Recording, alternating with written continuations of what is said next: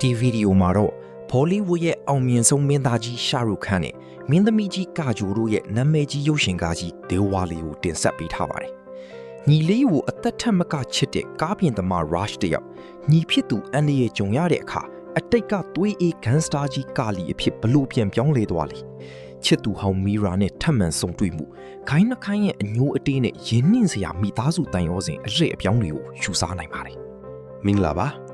Movie Talk 360ကနေပြန်လည်ကြိုဆိုလိုက်ပါတယ်။ဒီနေ့တင်ဆက်ပေးမယ့်ဇာတ်ကားကတော့အချစ် action ဟာတာတွေပါဝင်တဲ့ရုပ်ရှင်ကားကြီး Dilwale ပဲဖြစ်ပါတယ်။ဒီဇာတ်ကားဟာညီအကိုနှစ်ယောက်ရဲ့သွေးသားရင်းပမာတန်ရိုးစင်ကြီးမားပုံအတိတ်ကနက်ရှိုင်းလာတဲ့ gangster အညိုအတေးတွေပြီးတော့မုန်းတီးမှုတွေကြားကခွင့်လွတ်ခြင်းအစစ်အမှန်ကိုစိတ်လှုပ်ရှားပွဲ action အခန်းတွေနဲ့အတူ romantic ဆန်ဆန်ရိုက်ကူးတင်ဆက်ထားတာဖြစ်ပါတယ်။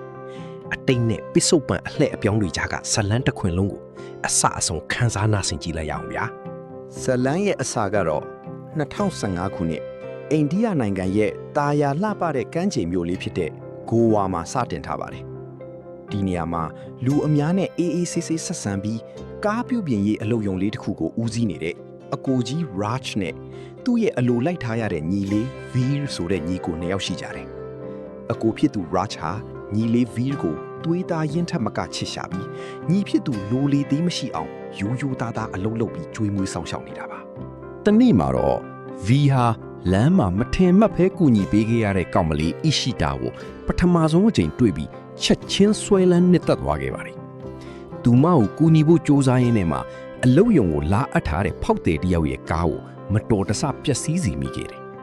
အကိုဖြစ်သူ Raj ကညီလေးကိုစီကန်းရှိစေခြင်းတဲ့အတွက်အပြစ်ပေးတဲ့အနေနဲ့အဲ့ဒီကားကိုတညာလုံးအပီးပြင်ခိုင်းလိုက်ပါတယ်ဒါပေမဲ့ပြင်းရစ်တဲ့ V တယောက်ညာပကြီးအိပ်ပျော်သွားတဲ့အချိန်ကားတွေကတန်ဘူးကြီးကားအတန်စနစ်ကအခိုးခံလိုက်ရပါတော့တယ်ဒီခိုးရပါပစ္စည်းဟာထိုဒေသကမူရစ်ဆေးဝါးမှောင်ခိုပြီးကင်းရဲ့နယ်မြေတွေကိုရောက်သွားခဲ့တာပါဗီရာဟာသူ့တငယ်ချင်းနဲ့အတူပစ္စည်းသွားပြန်တောင်းရင်ကင်းရဲ့လူမိုက်တွေနဲ့စကားများရံပွဲဖြစ်ပြီးအပြင်းထန်အရိုက်ခံရလို့ဒဏ်ရာတွေနဲ့အိမ်ပြန်ရောက်လာခဲ့တယ်မိမိအသက်ထက်ချစ်ရတဲ့ညီလေးတွေးချင်းချင်းနေပြီးဒဏ်ရာရလာတာကိုမြင်လိုက်ရတဲ့အချိန်မှာတော့အေးချမ်းလာပါတယ်ဆိုတဲ့အကူကြီး Raj ရဲ့မျက်လုံးတွေဟာရုတ်တရက်ဆိုသလိုတွေးစာနေတဲ့လူမိုက်တစ်ယောက်အလားပြောင်းလဲသွားခဲ့ပါပြီ Raj ဟာညီဖြစ်သူကိုကာကွယ်ဖို့အတွက်လူမိုက်တွေရဲ့ကိုယ်တောင်ကိုတယောက်ထဲသွားရောက်စီးနေပြီးကင်းရဲ့လူမိုက်တွေကိုအယူကျိုးမတက်အကြမ်းပတမ်းရိုက်နဲ့ဆုံးမဖြစ်လိုက်ပါတယ်ဒါဒီမကသေးပဲသူတို့စုပုံမှောင်ခိုထားတဲ့တန်ဖိုးကြီးမူရစ်စီဝါအားလုံးကိုပါအေးအေးလူလူမီးရှို့ဖျက်ဆီးပစ်လိုက်တယ်အဲ့ဒီအချိန်မှာပဲမီးအောက်လောကမှာတစ်ချိန်ကနာမည်ကြီးခဲ့တဲ့သွေးအီးဂန်စတာကြီးကာလီဆိုတဲ့အမီနာမှာဟာပြစ္ဆုတ်ပံကာလဂိုဝါမြို့ကြီးစီကိုတကြော့ပြန်လဲရောက်ရှိလာခဲ့ပါပြီမူရစ်ရာဇာကင်းဟာ Raj ရဲ့နောက်ကျောင်းကိုတန်တရားဝင်သွားပြီမြဲကာလီရဲ့စွမ်းအားကိုကြောက်ရွံ့တာကြောင့်လောလောဆယ်ကားတွေပြန်လေပြုတ်ပြင်ပြီးဖို့တဖိုးတူညီချက်တစ်ခုလုပ်ပြီးငြိမ်သက်သွားခဲ့ရပါတယ်။ဂိုဝါမြို့ကနေလွန်ခဲ့တဲ့15နှစ်ခန့်ခရစ်နှစ်2000ပြည့်နှစ်ကဘူဂေးရီးယားနိုင်ငံရဲ့ဆိုဖီယာမြို့ကြီးစီကိုအတိတ်ပြန်သွားပါတော့တယ်။တကယ်တော့ Raj ရဲ့အတိတ်ကနာမည်ကကာလီဖြစ်ပြီးသူဟာဘူဂေးရီးယားမြေအောက်လောကကိုစိုးမိုးထားတဲ့ခိုင်းကောင်းဆောင်ကြီးရန်ဒီယာပတ်ရှီရဲ့မွေးစားသားအကြီးဆုံးဖြစ်ပါတယ်။ VR ကတော့အဲ့ဒီအချိန်ကခလီးငယ်လေးပဲရှိပါသေးတယ်။ရန်ဒီယာရဲ့ပြိုင်ဘက်ခိုင်းကောင်းဆောင်ကတော့ရက်ဆက်လာတဲ့ Dave Malik ပဲဖြစ်ပါတယ်။ခိုင်းနှစ်ခိုင်းဟာနေမီလူရင်နေ့တိုင်းသွေးချောင်းစီးတိုက်ခိုက်နေကြတာပါ။တနေ့မှာတော့ကာလီဟာပြိုင်ဘက် Dave Malik ရဲ့လူမိုက်တွေနောက်ကိုကားနဲ့အသေးအတန်လိုက်လံတိုက်ခိုက်ရင်းလမ်းလေကောင်းမှာထူးဆန်းပြီးဆွဲဆောင်မှုရှိတဲ့အမျိုးသမီးလေးမီရာနဲ့မထင်မှတ်ပဲဆုံတွေ့ခဲ့ရပါတယ်။ကားအက်ဆီဒင့်ဖြစ်မလို့အခြေအနေကနေကေတင်ပေးခဲ့ရင်ကာလီဟာပထမဆုံးအမြင်မှာတင်မီရာကိုအသက်ဝိညာဉ်ပါမကြံချစ်မိသွားခဲ့ရှာတယ်။အဲ့ဒီနောက်ပိုင်းသူတို့နှစ်ယောက်ဟာဆိုဖီယာမြို့ရဲ့လှပတဲ့နေရာတွေမှာအတူတူအချိန်ဖြုံးရင်း romantic ဆန်ဆန်ချစ်ကြွမ်းဝင်ခဲ့ကြပါတယ်။ဒါပေမဲ့ဒီနေ့မှာကာလီဟာသူ့အဖေရဲ့ရွှေတုံးမောင်ကိုပစ္စည်းတွေကိုကားနဲ့တွားရောက်ပို့ဆောင်ပေးနေတုန်းပြိုင်ဘက် Dave Malik ရဲ့လူမိုက်တွေကလမ်းဖြတ်ပိတ်ပြီးတနက်တီနဲ့ဝိုင်းပစ်တိုက်ခိုက်ကြပါတော့တယ်။ထိုလူမိုက်အဖွဲ့ရဲ့ခေါင်းဆောင်အဖြစ်ကားပေါ်ကဆင်းလာတဲ့သူကတော့အခြားသူမဟုတ်ဘဲသူအသက်ထက်ချီရတဲ့ချစ်သူလေးမီရာဖြစ်နေခဲ့ပါတယ်။မီရာဟာတကယ်တော့ပြိုင်ဘက်ခိုင်းခေါင်းဆောင် Dave Malik ရဲ့သမီးအရင်ဖြစ်နေခဲ့တာပါ။မီရာက ဒီနေ့ငါမွေးနေ့မို့လို့မင်းကိုအသက်ချမ်းသာခွင့်ပေးလိုက်မယ်နောက်ခါဆိုသိရမယ်ကာလီလို့ပြောပြီးပစ္စည်းတွေကိုလူယူကမောင်းထွက်သွားခဲ့ပါတယ်ချစ်သူရဲ့တစ္ဆာဖောက်မှုကိုတိလိုက်ရတဲ့ကာလီတယောက်ရင်ကွေးမတက်ခံစားလိုက်ရရှာတယ်နောက်ပိုင်းမှာမီရာရဲ့ကားဟာရန်သူတွေရဲ့ထောင်ချောက်ထဲမိပြီးအန်ဒီရဲ့ကြုံရတဲ့အခါကာလီဟာအမုန်းတွေကိုဘေးဖယ်ထားပြီးမိမိအသက်ကိုစွန့်ကာမီရာကိုတွားရောက်ကဲတင်ပေးခဲ့ပြန်ပါတယ်ဒီလိုအသက်ပေးပြီးကာကွယ်ခဲ့တာကိုမြင်တော့မှမီရာဟာလည်းကလဲစားချီမှုတွေကိုမေ့ပြစ်ပြီးကာလီအပေါ်ထားတဲ့သူမရဲ့အချစ်စစ်ကိုထုတ်ဖော်ဝန်ခံလိုက်ပါတော့တယ်သူတို့နှစ်ယောက်ဟာဂိုင်းနုရဲ့ရန်ညိုးကိုအဆုံးသတ်ဖို့ဆုံးဖြတ်ပြီးမိမိတို့ရဲ့အဖေတွေဖြစ်တဲ့ Randy နဲ့ Dave Malik တို့ကိုအမှန်အတိုင်းပြောပြကနှစ်ဖက်ဂိုင်းစီးဆက်ညှိနှိုင်းဖို့တောင်းဆိုခဲ့ကြပါတယ်နှစ်ဖက်ဂိုင်းခေါင်းဆောင်ကြီးတွေဟာသားသမီးတွေရဲ့အချစ်ကိုရှေ့ရှုပြီးငြိမ်းချမ်းရေးဆွေးနွေးဖို့လူသူကင်းဝေးတဲ့နေရာတစ်ခုမှာတွေ့ဆုံကြတယ်ဒါပေမဲ့မီရာရဲ့အဖေ Dave Malik ကတော့လုံးဝသစ္စာမရှိခဲ့ပါဘူးသူကငြိမ်းချမ်းရေးကိုအသုံးချပြီးခါလီရဲ့အဖေ Randy ကိုလှုပ်ကြံတပ်ဖြတ်ဖို့ထောင်ချောက်ဆင်ထားခဲ့တာပါဆွေးနွေးပွဲအတွင်းရုတ်တရက်တနက်တန်တွေထွက်ပေါ်လာပြီးသစ္စာဖောက်မှုတွေကြားမှာနှစ်ဖက်ခေါင်းဆောင်ကြီး Randy နဲ့ Dave Malik တို့ဟာအချင်းချင်းအပြန်အလှန်ပြစ်ခတ်မိပြီးနှစ်ယောက်စလုံးနေရမှာလေသွေးအိုင်ထဲလေးကြတီးဆုံးသွားကြပါတော့တယ်အဖေဖြစ်သူအသက်ဘေးကြုံနေလို့အသေးအတန်ပြေးလာတဲ့မီရာဟာအခင်းဖြစ်ပွားရာနေရာကိုရောက်လာခဲ့ပါတယ်သွေးအိုင်ထဲတီးဆုံးနေတဲ့သူမအဖေရဲ့အနားမှာ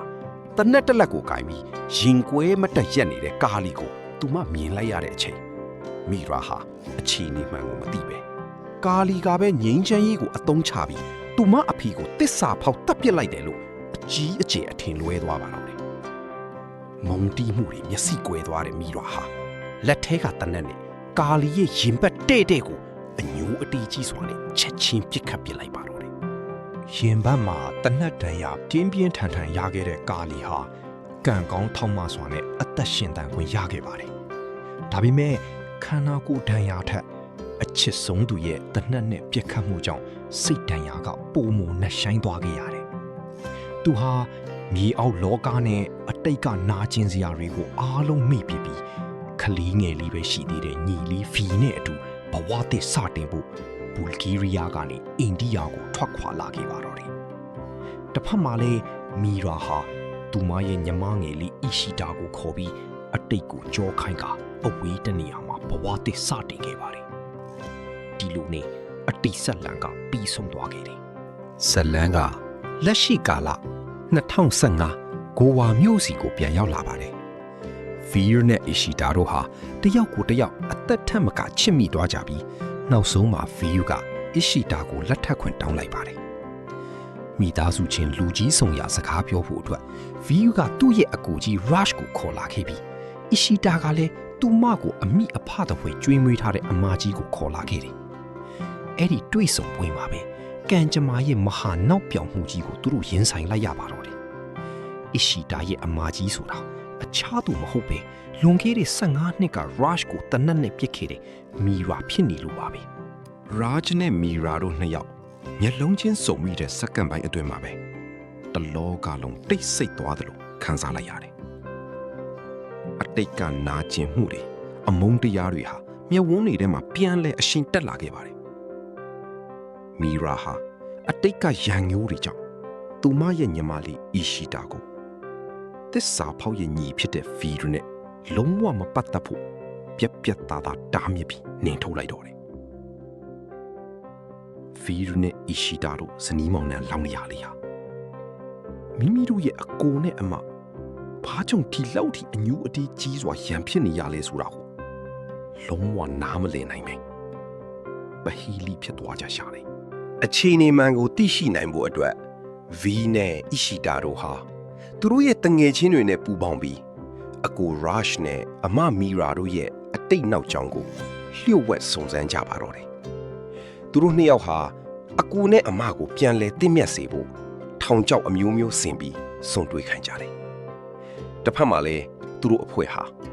မူးရစ်ရာစာကင်းရဲ့ကားတွေထဲမှာဝှက်ထားတဲ့မှောင်ခိုမူးရစ်စီဝါအားလုံးကို လျှို့ဝှက်စွာမီးရှို့ဖျက်ဆီးပစ်လိုက်ကြတော့တယ်ကင်းဟာအကြီးအကျယ်ထောသားထွက်ပြီးလက်စားချီကိုပြင်ဆင်လာပါတော့တယ်ဒါပေမဲ့မီရာရဲ့စိတ်ထဲကအမုန်းတရားတွေကတော့ရော့မသွားခဲ့ပါဘူး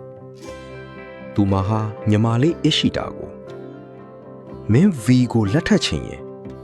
V ကိုသူ့အကို Rush နဲ့လုံးဝအဆက်အသွယ်ဖြတ်ပြီးငါတို့အိမ်မှာလာနေဖို့ပြောရမယ်အဲ့ဒီတစ္ဆာဖောက်အကိုကြီးကိုစွန့်ခွာခဲ့ရမယ်လို့အတင်းအကျပ်ကန့်သက်ချက်ပေးလိုက်ပါတယ် V ဟာသူ့ကိုအသက်ထက်ချစ်တဲ့အကိုကြီး Rush ကိုစွန့်ခွာဖို့ပြောလာတဲ့အတွက်အယမ်းကိုဒေါသထွက်ပြီးစိတ်ဆိုးကအိမ်ပေါ်ကဆင်းသွားဖို့ပြင်ဆင်ပါတော့တယ်အဲ့ဒီအချိန်မှာပဲမီရာကဒေါသတကြီးနဲ့ကြီးမားတဲ့လျှို့ဝှက်ချက်တစ်ခုကိုအော်ပြောလိုက်ပါတယ် V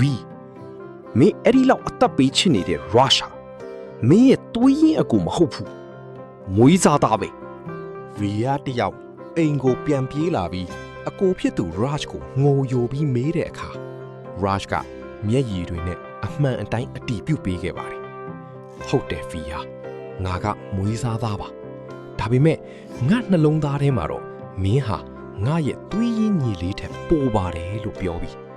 ညီကိုနှစ်ယောက်ဖက်လဲတကင်ပွေဖက်လိုက်ကြပါတယ်တစ်ဖက်မှာလည်းအတိတ်က Dave Malik ရဲ့လက်ရာယုံဖြစ်ခဲ့တဲ့ Raghav ဆိုတဲ့လူကြီးဟာမီရာစီရောက်လာပြီးလွန်ခဲ့တဲ့15နှစ်ကအမှန်တရားကိုဖွင့်ဟဝန်ခံလိုက်ပါတယ်သမီးမီရာအဲ့ဒီနေ့ကသမီးအဖေကိုတတ်တာကာလီမဟုတ်ဘူးသမီးအဖေကပဲအရင်တစ္ဆာဖောက်ပြစ်ခတ်ခဲ့တာ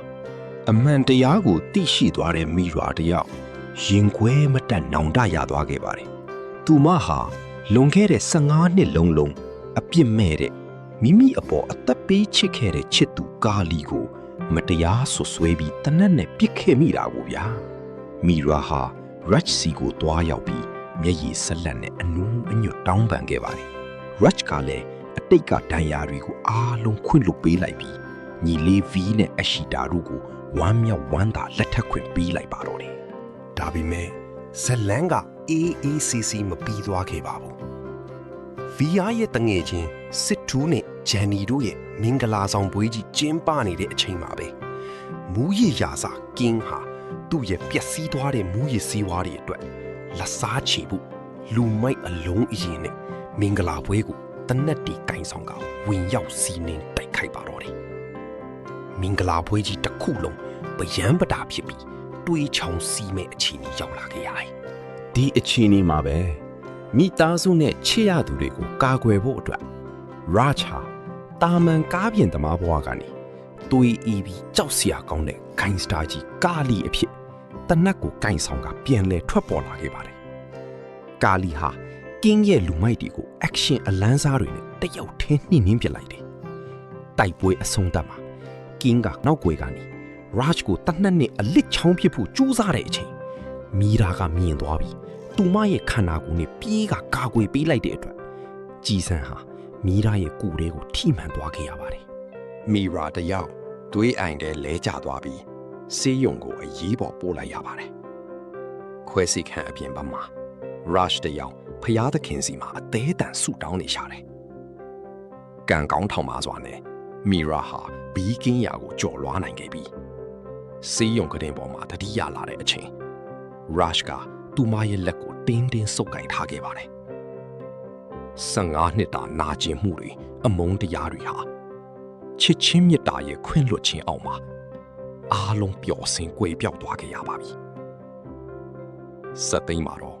Rush နဲ့ Mira Via နဲ့ Ishita တို့ညီကိုညီမတွေဟာ